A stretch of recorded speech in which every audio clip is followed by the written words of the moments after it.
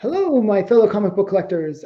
Today is another interview, and this is actually kind of one of those interesting situations. The guy that I'm going to interview is James Mack, and he has a really great channel called MJ Comics. It's a UK channel, and like most UK channels, it's sadly undersubscribed. He puts out really great content where he does hunts for different books. He does like all these unboxings, and he goes to different shops, and it's really great stuff. Sadly undersubscribed. So go out and subscribe to his channel once I'll put the links in the description, but go out and subscribe to his channel. And without further ado, I'd like to welcome to the show James Mack. Thank you very much for having me. Thank you very much. Yeah, no problem. That was an amazing intro, so I couldn't have done it better myself. Thank you. Yeah. So for those people that don't know you, how did you get into collecting comics, and like how did you get started in this? I live in obviously the United Kingdom, and I live in a city called Birmingham. Okay, I've heard of Birmingham. Not Birmingham, which is okay. Yes, which is in the West Midlands, and is there a Birmingham as well, or is it just Birmingham? No, just that's how the play is it in Alabama, is it? Birmingham, Alabama? Yeah, there's a Birmingham, Alabama. Yeah, that's how they over the pond pronounce it. But okay. Growing up, there wasn't very many comic book shops. There was only one main one in what we call the city centre. And I've always liked, like superheroes and Spider-Man and stuff like that, and Batman, obviously because of the films. But when I was growing up, my mother had a particular boyfriend who was really into comic books. Oh, okay. And he took me along, and then that was it. Then it was every Sunday it was, can someone please take me to this comic book store to go and get some comics? And it was never, I never really bought stuff off like, new releases. It was all like just getting, they used to do like mystery packs where you could get like 5 comics for £1 for, and I was just getting all them and loving all them and reading whatever I could. And little did I know all the junk stuff that they couldn't sell. Yeah, but it's not junk anymore. Probably not. Yeah. But it was literally that, and I was just really, it's kind of a strange one really, because I'm not what's the word? I've got a good moral compass, and partly due to probably admiring superheroes and trying to be more like do good and that heroic. And I think it's probably served me quite well for my whole life. So, but that's pretty much how I got into it. And a part of this channel that I do, I also do it with my brother. And he didn't collect comics growing up until about 2 or 3 years ago. He started collecting. Oh wow! But it's because he would come around my house and then be like, "Oh, what's this?" And I'd be like, "Oh, that's the first appearance of Venom.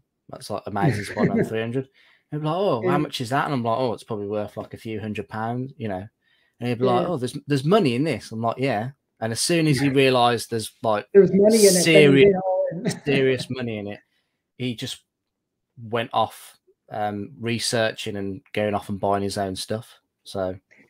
Yeah, so I've watched a bunch of your videos, and one of the things that I noticed is you have like these videos where you're buying stuff and it's like $50 budgets or something, like really insanely low. Yeah.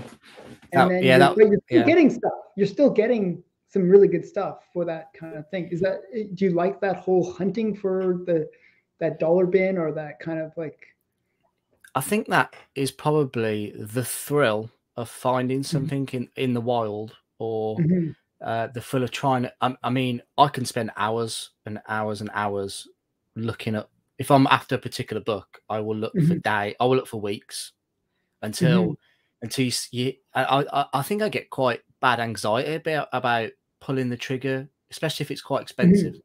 Oh yeah, and I'm like, nowadays, yeah, and it's a strange feeling, but it's also very exciting, because you could just go go on eBay and just do a quick search and be like, oh gosh, like I bought it yesterday for like it's you know $50 cheaper today on it with this, you know, looks like it's in better condition. Yeah, like, I hate that happens all the time. Sometimes books just don't come around, and then you see them all the time, which is really annoying. But it is the thrill of finding stuff, especially when you go to a comic book shop and they haven't recently priced stuff up. Like it's still probably we went to a comic book shop last year, and we found it was an amazing comic book shop, and they probably hadn't priced their books for a good few years. Oh yeah, I love that situation. And you're like, I mean, you feel you might as well walk in, put a car over your head, get a gun, and basically just hold them up and be like, yeah, just give me everything you've got. But yeah, it's no, I've encountered that. I went to a Comic-Con and the guy had like some just major Golden Age and Silver Age books, but he looked like he had priced them in like 2017, 2018 era. So just like I was buying like a Golden Age book for like $50 or something like that. It's like it's pretty insane. It is insane. You think, well, I mean, a lot of people, you know, I'll come under criticism for this, but a lot of people will be like, oh, you should be selling at these prices. But I mean, well, it's not my. They're still making money. They're making money from when, because they originally priced it up to make a profit. Yeah. But it's just they could have made more profit, I imagine. So yeah, like I never feel bad for getting a deal. I never. No. Yeah. So so do you remember your first comic or anything like that, or first comic book? I want to say it was probably, in fact, I don't know if it was actually my first comic book, but it would have been one of my many early ones. Yeah. But it's just the Todd McFarlane Spider-Man one from 1990. Is it 1990? Yeah, something like that. 91, somewhere around there. Yeah. And I mean the cover is beautiful anyway. That it was the silver. The silver one, and that probably. I mean, I love Todd McFarlane. He's one of my favorite artists, and I remember getting that one when I was younger, and I still have it until this day. Yeah, me too. Actually, I picked it up, like almost on the newsstand, but it was like it was in the back bin. Yeah, and I picked it up. I think I paid a couple $. Yeah, and it just happened to be signed by Todd McFarlane. No, one of those. I didn't notice it was signed. I was like, "Oh, that's cool." Is it the one where it's like the really smaller signature with the it's got like he had like a certificate in the back. Pen. Yeah, silver pen. Yeah. That's absolutely amazing. Yeah, it was pretty cool. What I was going to say about my copy was, a few years ago, I read online about there was a Blue Lizard variant. So there was like it's almost like a misprint, but basically the printers had run out of, like, I want to say it was like yellow ink or something. So things kind of became a different color kind of idea. Yeah. So on a couple of panels in the book, the lizard is actually not green, he's blue. He's blue. And I was reading about it, and I was like, oh, I wonder if my copy has that. Is a Blue Lizard, yeah. Is a Blue Lizard, and it was. That's awesome. Can you show the Blue Lizard, or? Well, I'll make you big. And then no, so you got it slabbed. So I got it slabbed. I originally got it slabbed with CGC, so I sent it off. It was probably one of the first books that I ever sent off to CGC. Oh wow! Just because it was like one of the first books I owned, and it came back as a 9.0. Oh, nice. I mean, considering, and I hadn't had it cleaned or pressed or anything like that.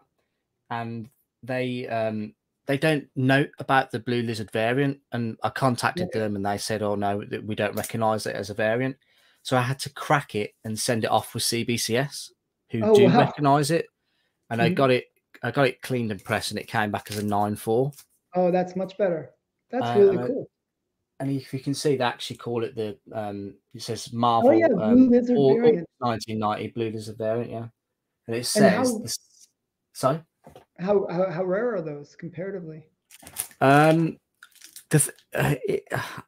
genuinely don't know. I know from because I've been a member of My Comic Book Shop for years and years, and I've always had that. Sorry, what years and years, but for the past few years, I've always looked to see if I've had it in my want list to see if anybody had put any. They're never up there. Never up there. It could be just one that people don't even know exists, right? No. And I did see there was a sale a few months back for about, I want to say $700 for a 9.4. Wow. I mean, the book itself, if it's not the variant, is not an expensive book. It's not. No, it's not an expensive book. But having that cool like extra bonus and be the one that you just randomly picked up is pretty cool. Yes, it is fair. I mean, to be fair, they half the copies out there could have it, and people just maybe not know about it. I don't know, but it's special to me. So no, that's really cool. I like that little extra, thing. And the thing is, I mean, I do prefer CGC to CBCS, but I just didn't like the fact that they didn't note it. It didn't note it, and it was quite a poor, for a book of 1990 and a 9.0. You could, it becomes a dollar bin book. Yeah, at that rate, it's pretty bad actually. But that's kind of cool. I actually love that book. To tell you the truth, it was like that was back when there was that hyper spec, like. Oh, the 90s crash. When it was like, it's a #1. I got to buy 100 copies of it. You got to get, got to get it 100%. Yeah. So that's cool. It's quite funny as well, actually, because we went to a comic book fair or convention or whatever you call it in Birmingham. I think it was at the beginning of the year. And my brother picked up what. So every time I see one out in the wild now, I will get it out, have a look to see if check it. Yeah. And I was with my brother and another guy on YouTube called Jason Parker, and my brother picked up a copy, and I said, "Oh, do you want me to check to see if it's a Blue Lizard copy?" And he was like, "Oh yeah, if you don't mind, yeah." And it was only, I think it was only like, I don't know, £10 the copy was. So I opened it up and it was one. I couldn't believe it. Maybe it is more common, I'd probably say. But I mean, that is probably 20 something years difference between like two copies that I've held in my hands. So I'll have to check my copy now. Which page is it that you have to look at? It says 7th and 10th page. The color plates have transposed. Mine's still raw, so I can. You never know, but it could be that, I don't know, like the ones that got shipped to the UK are probably more affected. Maybe they just said, these are crap. Oh, they don't. Yeah, they don't. Send them to the UK. send them to those British. They don't know the difference. So, do you have any other books you want to show? Like, I always tell. Yeah. So I mentioned I'm a big. That's right. I mentioned I'm a big Todd McFarlane fan. I've got obviously a signed book. I've got Amazing Spider-Man 316 and a 9.6 in it. His beautiful full signature in a silver pen. Yeah. I mean, I'm not a fan of his TM McFarlane. It's just Tim. Yeah. I 100% prefer that signature. But I love this. I love this book in general. The actual storyline. Yeah, it's a great cover. The I'd always wanted that book for like the longest time. I only recently picked it up, even though it was always so expensive, actually, for what it is. You know what I mean? But it's a great book. I have got a raw copy somewhere as well. Because I'll just pick, if I see books that I like, I will just buy multiple copies. Yeah, I always I thought don't that know was one of why. the better. I always thought that was one of the better Venom covers, actually. Yeah, it is. Yeah. And then obviously, of course, we've got his first appearance, which is That's Amazing nice. Spider-Man 300. I recently actually upgraded to a 9.6. Okay. I paid. This was £800, so it's probably about. Because I think the dollar to the pound at the moment is not. I mean, it's not great. It's almost the same. Equal. Yeah, it's almost equal. I would probably say it's probably about $850 to $870, maybe 900. And I think the last sale of these actually went for about $1,400. Yeah. Wow. Of a 9.6, which is pretty good. So is there But any temptation for you, like, to take advantage of the low pound and just, convert money by selling books into dollars? And there could be. Again, I think I suffer probably from anxiety from selling. Yeah, because you don't want to be without the book. Well, yeah, because you have like some sort of affection to the book. Mm-hmm. B, I don't want the person I'm selling it to because if you're selling it to a random person over the internet, he's on eBay or whatnot. Mm-hmm. I don't want them to say they've not received it, I lose everything. I lose the book. I lose the money. I just suffer from anxiety from that. So I'm not a great seller. I'd much prefer to sell in person and just be like, this is what you get in. There you go. But yeah, I mean, it would be. I mean, at the moment, the comic book market has come down, so it's a great time to buy at the moment. Yeah, it's a buyer's market right now. I mean, 12 months ago was the best time to sell, really, when you think about it. And part of you, I mean, hindsight is a wonderful thing, but part of you thinks that maybe you should have sold when it was at its all-time high, and then bought it back. You'd have fun. How much fun would you have now by buying back in probably better grades? Better grades and half the price. Half the price, yeah. But I upgraded from an 8.5. Oh yeah, actually, I think my copy is an 8.5, so that's good. Yeah, and I sold that. It is, yeah. I sold that for $500. Okay.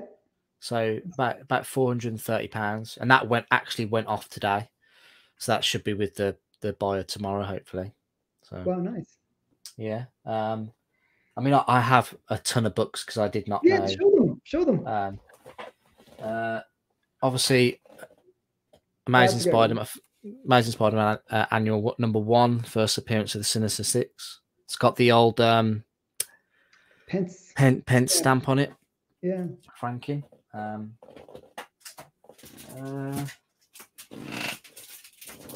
Incredible Hulk 181. Nice. I'll be honest with you, this is probably my most expensive book, I'll probably say. And it's going up right now too, so it's a good book. It is, yeah.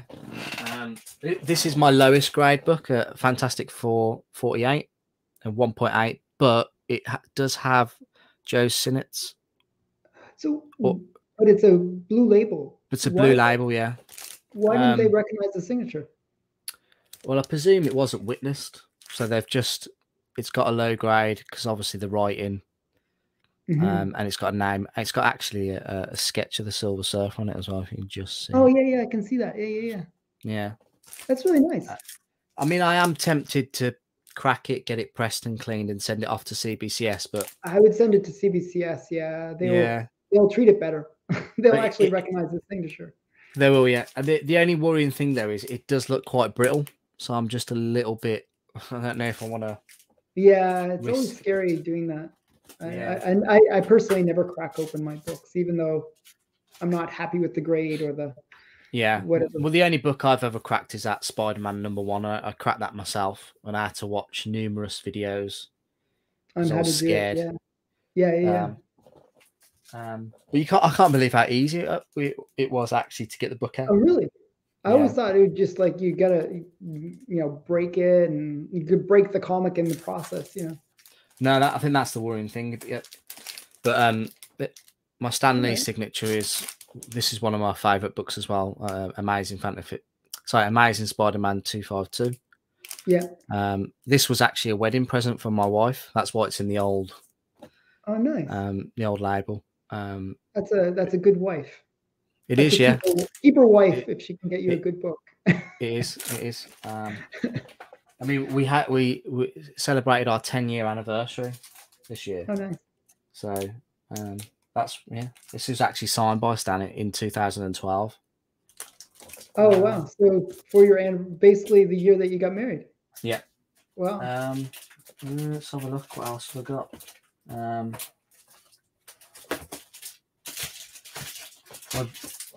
I'm a huge Batman fan as well, so I do have some Silver Age Batman books. So I've got Batman 171, first Silver Age appearance of the Riddler. Lovely pink cover there. Yeah, I think the pink is always great on that one. It pops, isn't it? I've got Batman 181, which is a first appearance of Poison Ivy. That's hard to get where it's complete. Everyone always takes the centerfold out. Which is really nice. So it does have the centerfold pin up in it, but the only problem is I don't know how high it would grade. It's got like a tear there. Oh yeah, like tape pull almost. Yeah, it looks like a tape pull. I mean, besides that, I mean, it could do with a clean on the back, but it'd be a nice, it'd probably be a nice mid-grade copy if it wasn't. But whenever you show it, just put your finger over that tape pull, and you're good. Oh, but I mean, I think, to be honest, these old labels from CBCS are absolutely hideous. Yes. Yeah, I hate those labels. Batman 232, first appearance of Ra's al Ghul, signed by Neil Adams. Nice. Yep. So, are you into getting like the signature copies more than? I mean, I've got. I won't lie. I do like a signed copy of something. But I'm just happy to have the book most of the time. Yeah. That Ra's al Ghul one's great. Like, yeah, it is. Yeah. It's really cool that you got it with Neil Adams' signature too. So that, I mean, that, you can't do that now. No, of course, yeah. And again, it's probably never been pressed and clean, so it looks a lot better than a 4.0. If I'm being totally honest, pretty solid, yeah, I would say. Yeah. Got Batman 234, which is Silver Age appearance of the Riddler. The Riddler, Two-Face. Sorry. Yeah. I knew what you meant. Another great Neil Adams cover. And my favorite all-time Neil Adams cover is Batman 251. Yeah, that's a great one. And good grade too. That's a nice one. It's a good grade, yeah. I actually bought this from mycomicbookshop.com for like $30, like years and years ago. And they probably graded it as 6 or something silly, and then that is exactly what happened. It was graded as like a 6.0. I sent it off and it came back an 8. They're brutal with their grading. They are. Well, you probably would be, wouldn't you? Because you just don't want people to complain, would you? I don't know. Detective Comics 275. I love this cover. One I'm trying to get, actually. I got the rainbow one.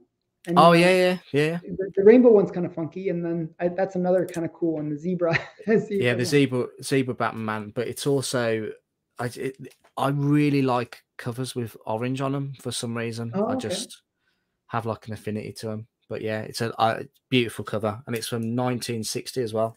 Just decent grade, 6.0. Yeah, it's quite nice. I'll just show off a few more, if that's okay. Yeah. Show as much as you want. That's the one thing. Like, people don't come to hear us talk. I suppose, yeah. They come for the comics. They come for the comics. So another book that I got this personally signed by Zachary Levi. Oh, nice. Is it Zachary Levi? Is it? I think it's Levi. Yeah. Yeah. I got it signed at the London Film and Comic Con in 2018. And to be fair, it's a good grade, 9.2.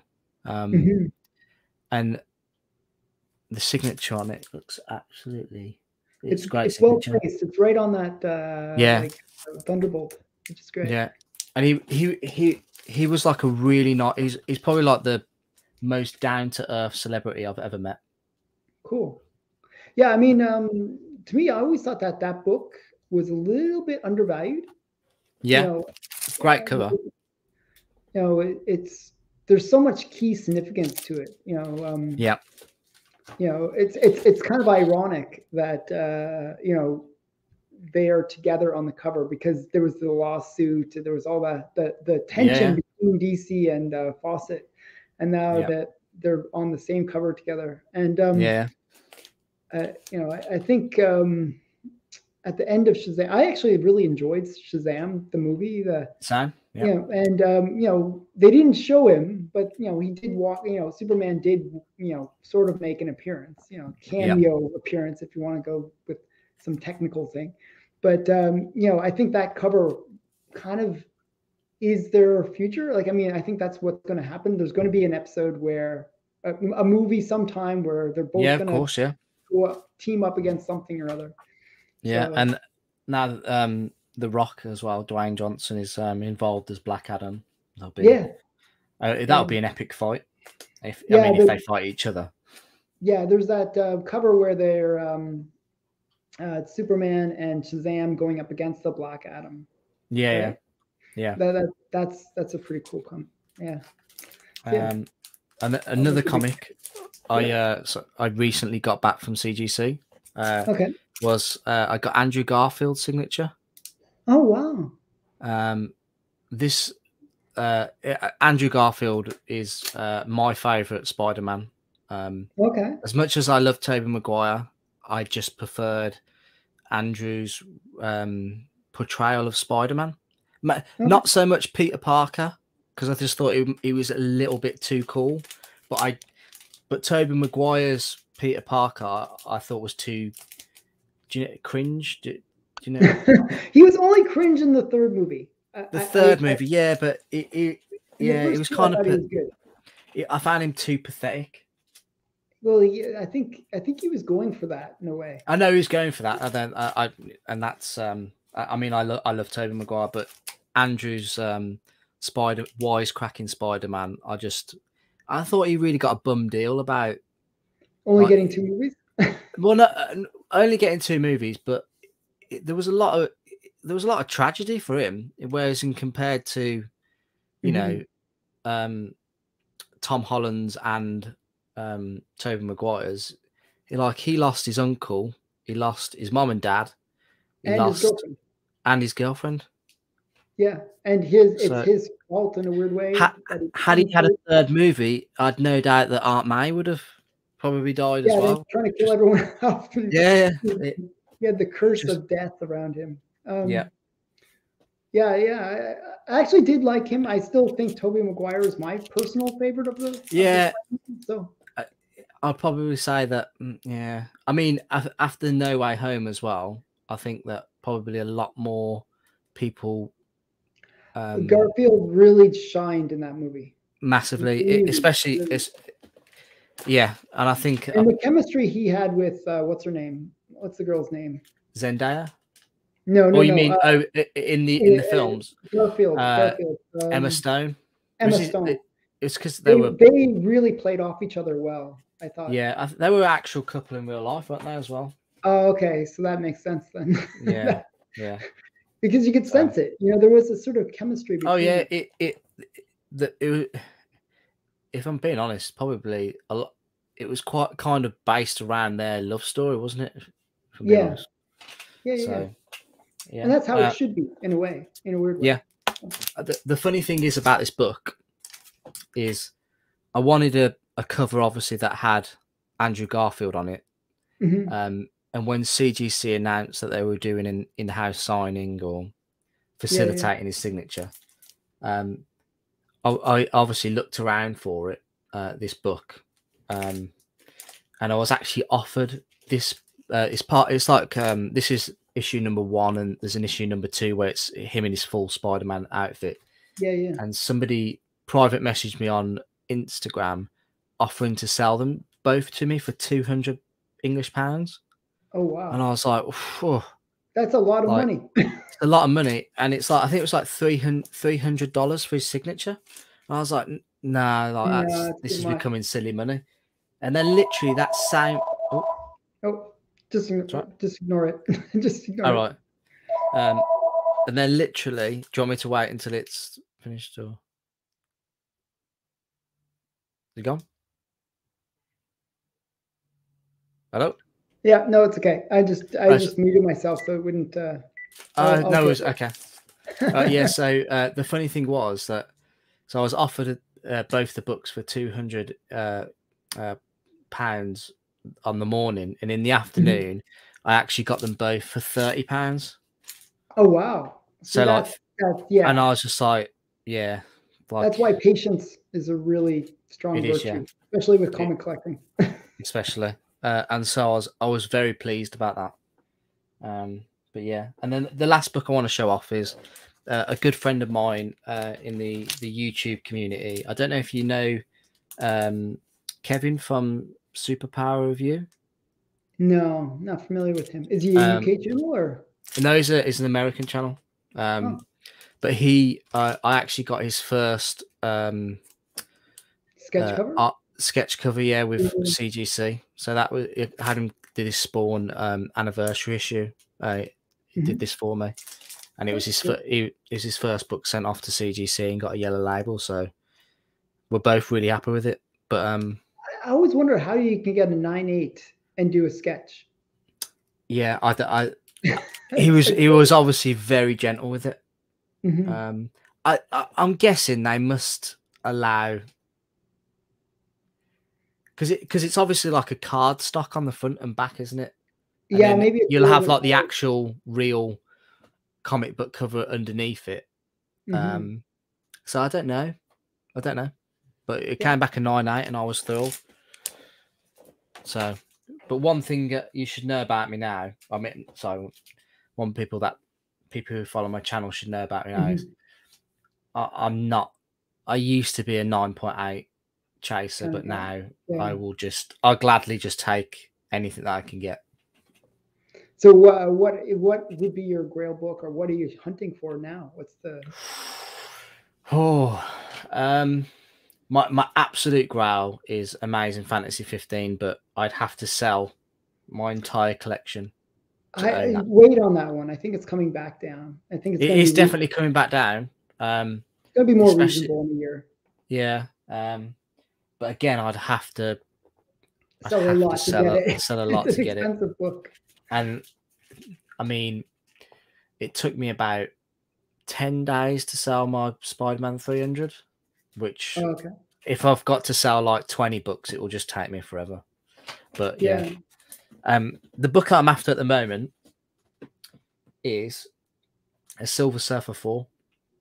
Oh, okay. That's a So that great cover. iconic Silver Yeah, I like that Surfer cover. against 4. I already have Silver Surfer 1 and a 3, both in Okay. a 5.0. So if I could get a matching Reasonable. Yeah, 5.0, get another 5.0 that one. yeah, That's an expensive book in a 5.0 though. yeah. Like a couple thousand in a 5.0, isn't it?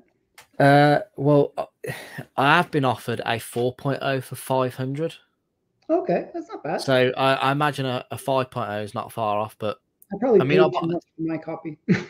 no, mine's like a 2 or 3. It's like I paid like 300-400 for it though. Oh, did you? Oh, yeah, I I think probably paid too much. no, that sounds about. I'd pay that. I'd pay Yeah. two or three, especially dollars to me. Well, when Yeah, did you buy it? I think it's a couple of years ago. Yeah, I'd have I to would look have it bought up for how that much I price. paid.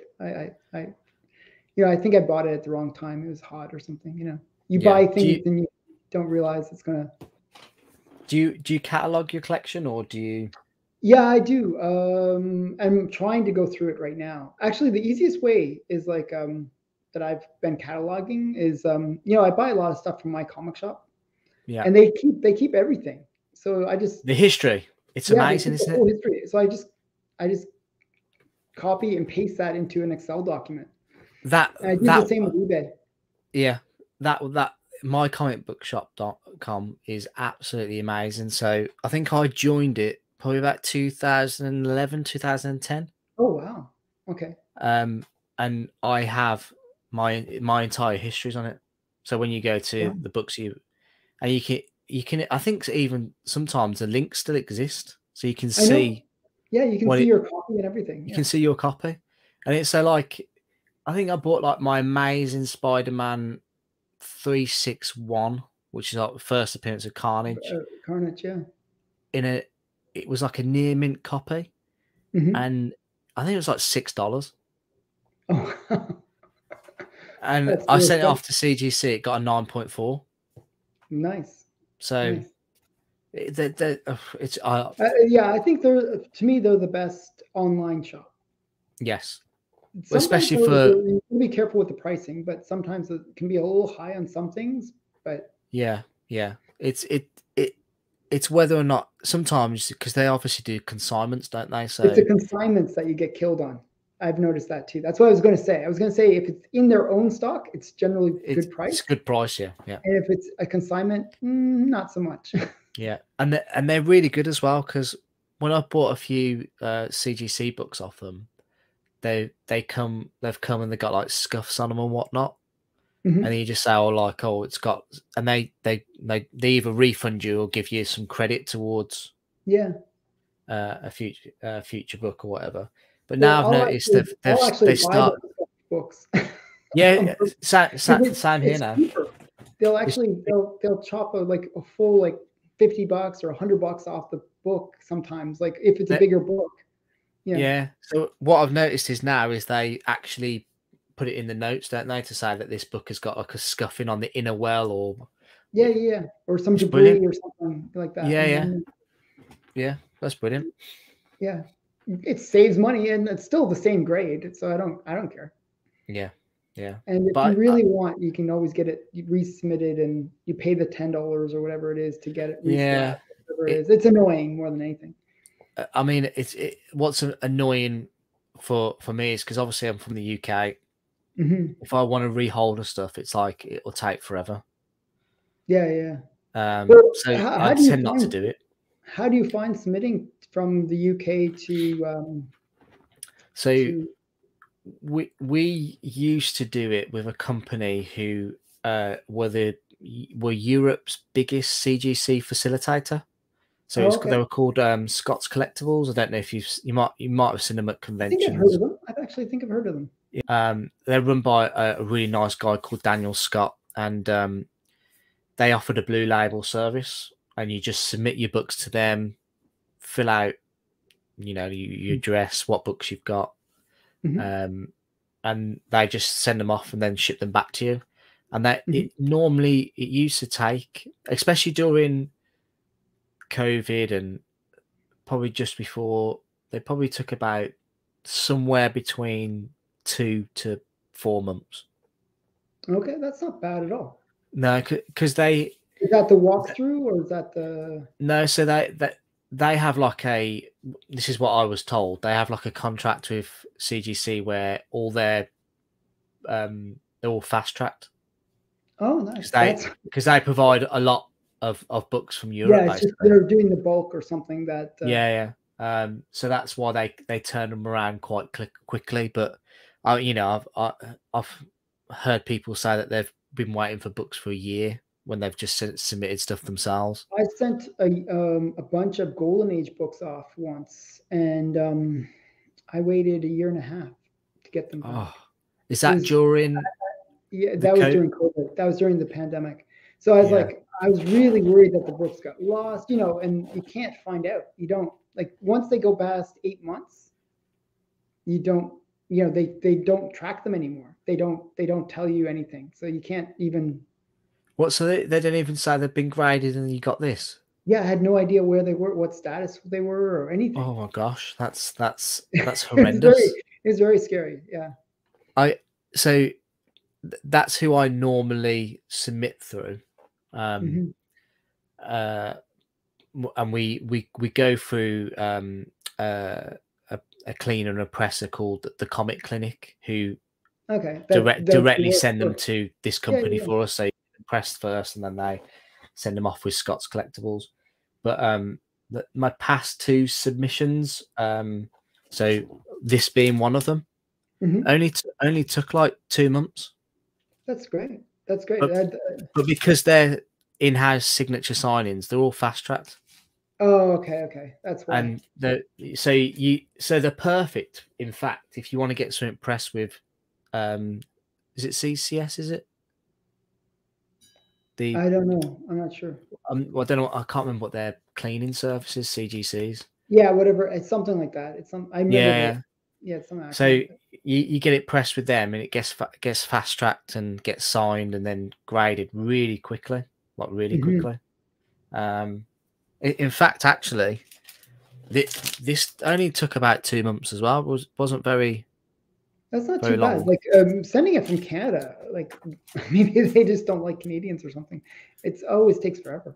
So Yeah, I actually don't submit my books to CGC just because I'm scared that they'll be gone for too long. It's like, yeah, that's always the worry.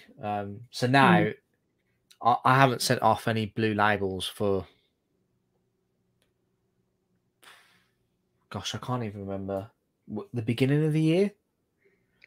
Yeah. I tend just to buy them graded now because I can't. Yeah, and I'll sell my raw copy and buy a graded copy. That's what I do. Well, I find with the prices kind of dropping right now, you can buy graded copies for cheaper than it is to get the book and then get it graded. You know what I mean? Of course, of course, yeah.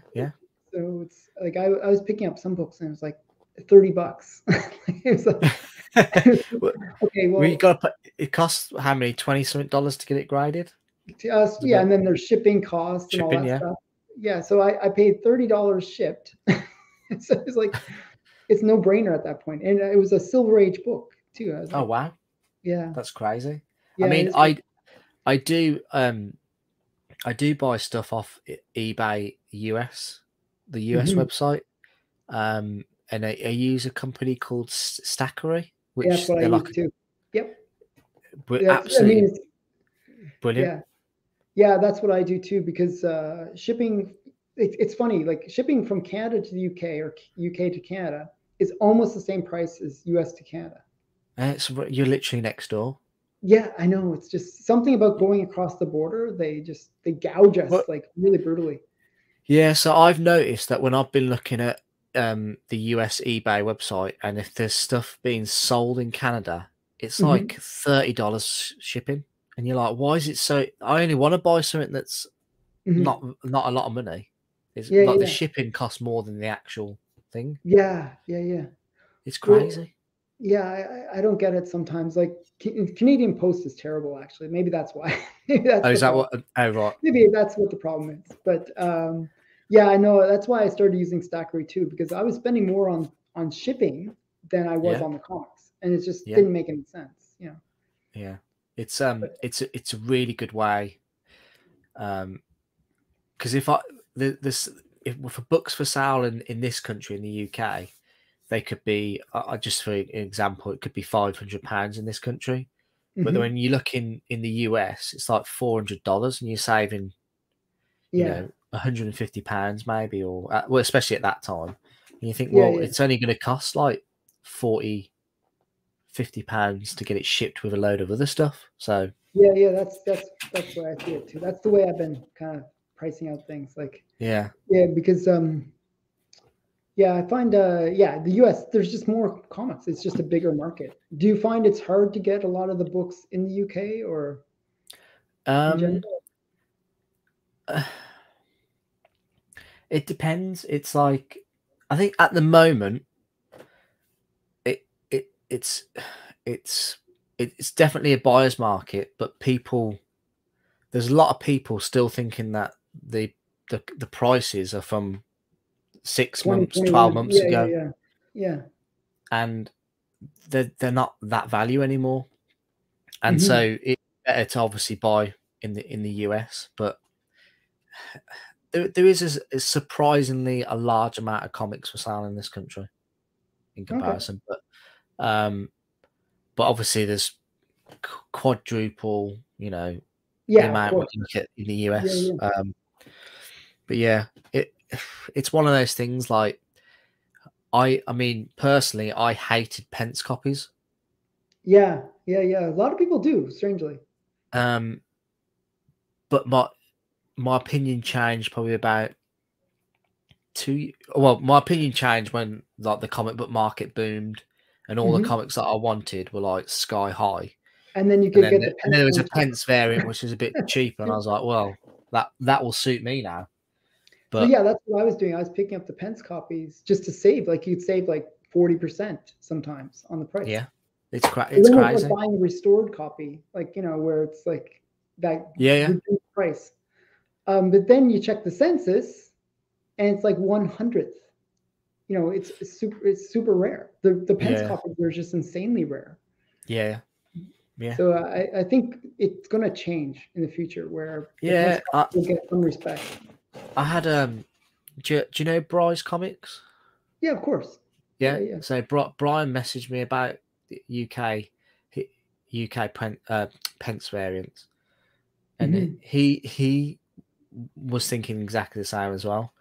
Whereas in he picked up, my person, I forget what it was. I think it was like he had some book that he spent big money on that was a Pence copy. I forget what it was. I want to say Fantastic Four #5 or something like that. I think it was something. Yeah, like it was that. something like I know, but from my experience in the UK, they're not as. I probably think that they're probably more sought in the US. Oh, really? I think that, yeah, because for me, Marvel and DC comics are American. They're not. They're not British. And especially growing up as well, we had. So you know how you would have like your local comic shops or newsstands where you'd be able to pick up off the racks and stuff like that, comic books. Well, we have these we call them like news agents, where it's basically just like a convenience store, but they sell like magazines and I've seen those. We have something similar, but it's like a smoke shop / like magazine shop. I don't know why they sell. It's like cigarettes. Yeah, sell cigarettes. And maybe it's the same in Canada then. So so it's like cigarettes, comics, and magazines, sweets and candy, and drinks and stuff like that. Really weird, So we have them like literally probably we call them corner shops because they're always they tend to always be on a corner. And they're around the corner, so they're called corner shops. So we used to get like Marvel comics in them. They were like hardback comics, but they had like UK prices on them, and they were just reprints basically. Okay, like the Alan Class stuff, or was this like the? No, so it'd be like it was kind of when I certainly picked them up. They would be like new release for us here, but they'd be like Amazing Spider-Man, like in the 400s maybe. Did they have different numbering system or? Yeah, completely different. And there was no US price on it anywhere. It was all like £1.99 or whatever it was. Oh, okay. And like those things to me, like then I see them for sale on eBay in this country or on Facebook or whatever. They're not they're not worth anything. Yeah, that's well. I always feel that way. Maybe I'm a bit of a snob, but I always feel like if it's a reprint, it's not as cool as the original. I'm it's no, 100%. The UK price variants, the original ones, where the original ones, from what I can see, they were probably printed first. Yeah, that's what the theory is, isn't it? Yeah, because they would have to send them over to the UK, and they sent them over. They sent them over by ships, didn't they? So they had to be printed a lot. I mean, how long did it take? I don't know. Probably an extra month, maybe even. Yeah, 20 something days via sea. Yeah, 100%. But it's just it doesn't look as. I know it's not as cool as the price. The dollars. No, the cents. No, it's not. No. Yeah. I mean, there's plenty of argument for cents versus pence. But it's interesting to hear somebody from the UK actually not liking the UK price variance. Yeah. but that's just that's my opinion. I know there are I know a few collectors in this country who are basically of the same opinion. They're printed first. They're more rarer. There's less on the census, Yeah. and it is completely true. For me, they're American comics. I like the cent stamp, but yeah, my partner, Mark, we always do like a show together. Yeah, And I've seen it. Yeah, he's always going on about the UK price variance. So Yeah, so he's sort of converted me to kind of liking them, and I always liked them just because I could save a few dollars. If it came out at the same time, even I was like, save a few dollars, get still first print, I'm happy. But until like there's a 9.8, Fantastic Four 48, something like that, where you've got a cents and a pence copy, and you'll only know then which one people are gonna. And to be honest, I think the cents will still.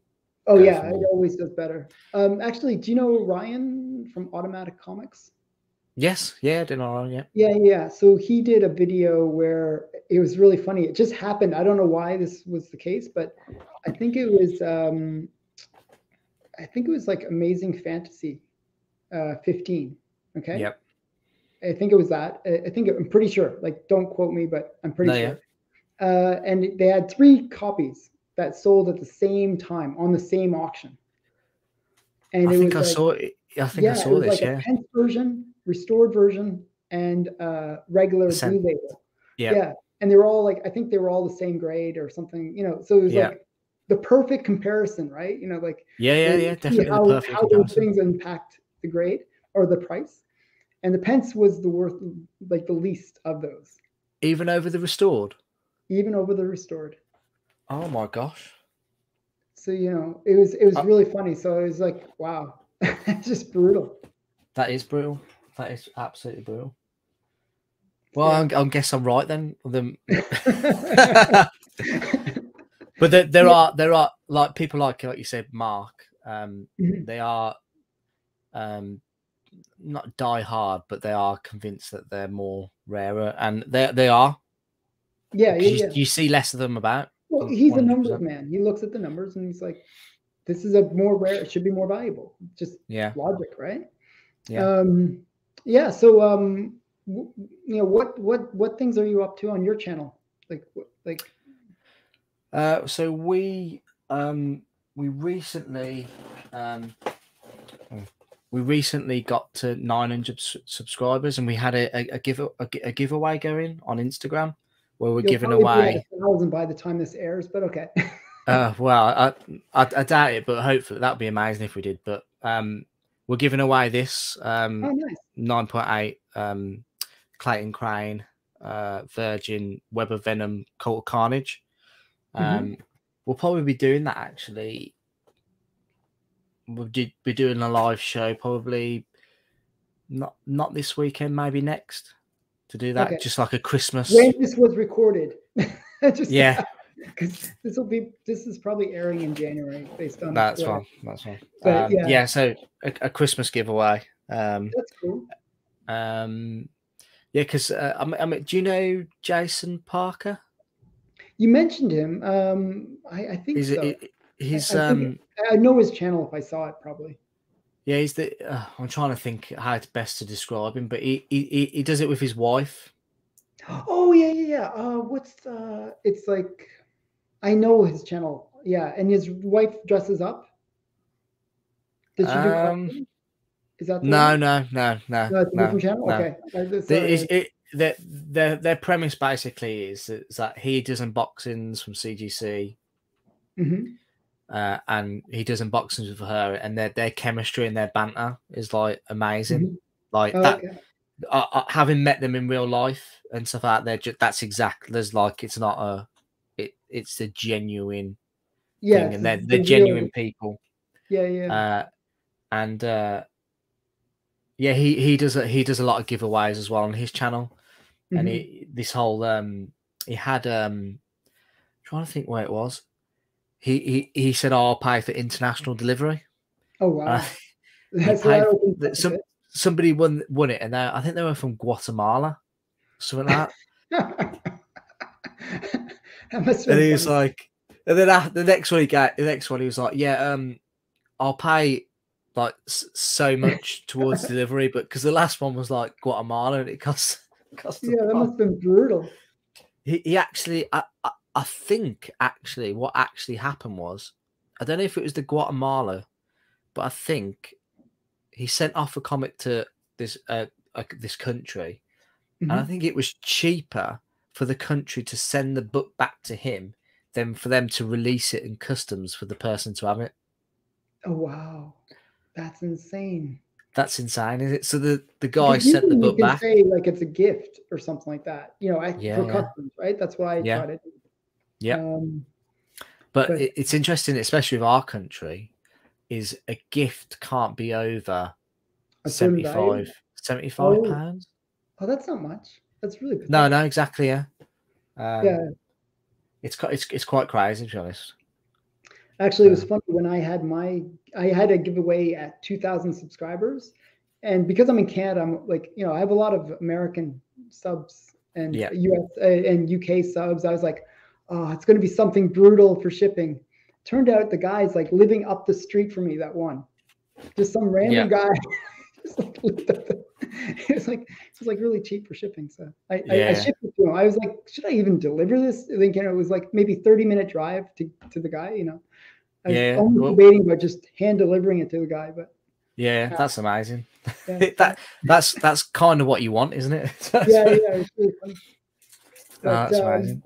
so what I'll do is I'm going to link to your channel and to your Instagram channel, and yeah, people should check you out and definitely you know subscribe to your channel and you do a lot of stuff on Instagram or is not as much or Yeah, I mean, I've been a bit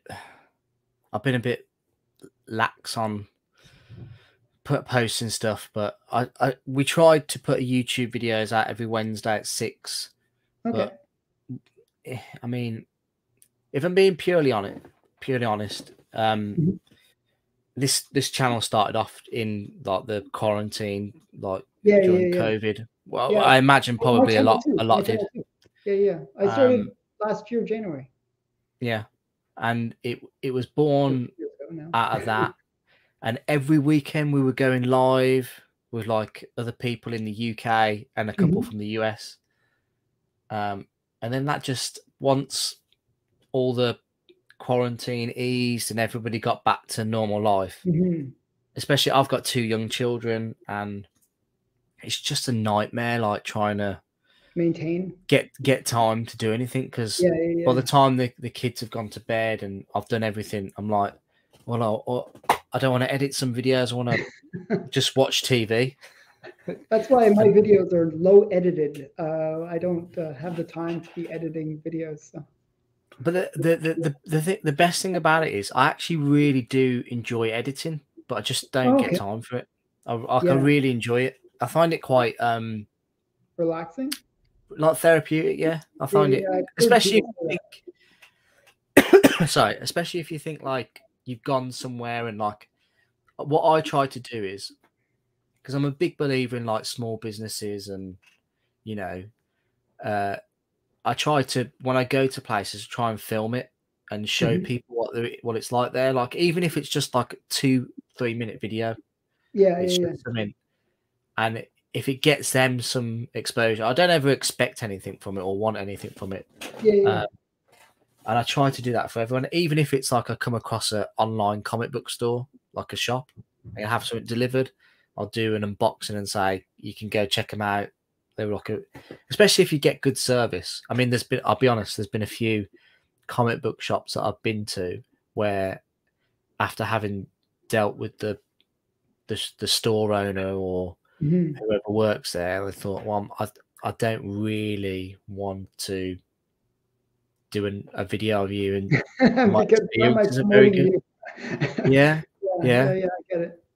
I mean, I recently went to a Comic Con for the first time in years, Mhm. and there's I mean, I don't want to say their name because I don't want to Bad mouth. Yeah, yeah, yeah. badmouth them, but there's a notorious seller here in the UK who when I was just filming the con walking along, and it filming his back wall as I was walking past and whatever. And he went, "Oh, can you not film my comic, please?" And Why? I said, It's free "Oh, promotion. sorry." I said, "Oh, I'm sorry. Why not?" And he went, "Oh, because you could be doing anything with them." I went, "Oh no, I've got a YouTube." I just said, "I've got a YouTube channel. I'm just filming it at the Comic Con." I said, and and to be honest, I said, I'm pretty sure it's a public space, so you can film. Yeah. It's not Yeah, your. the law I is understand. I understand that is your property, but this whole place isn't your property. Yeah. So anyway, and then when he found out, when he started asking about my YouTube and stuff, he was like, "Oh, would you review these things for me?" I've designed. He had designed cases for CGC books, and I was like, "You've designed a case for a case?" And he was like, "Yeah, to protect it even more." And I was like, "No, I'm okay, thanks." And then so when he was just really rude, and I'd always heard about this guy, and I literally. So when I'm filming and he said that to me, I literally noticed in the corner what his sign was. I was like, "Oh my god, it's him!" Wow. Like who everybody said they've had a bad experience with.